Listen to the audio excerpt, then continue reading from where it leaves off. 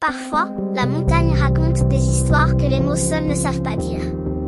Ce jour-là, deux inconnus ont commencé à marcher ensemble.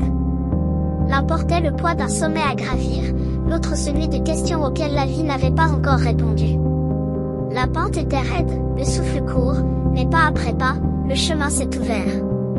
Au sommet, il n'y avait pas seulement une vue. Il y avait une leçon.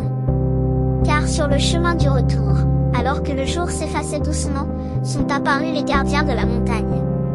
5 bouquetins, majestueux, comme réunis par les âges. Leurs cornes semblaient raconter les saisons traversées, les combats menés et les équilibres trouvés.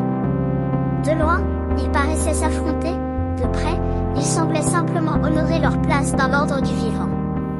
L'un d'eux, plus jeune, observait en silence. Peut-être nous rappelait-il que chaque ancien fut un jour un jeune qui doutait. Que chaque sommet est précédé d'une ascension. Que chaque détour cache parfois une route plus juste.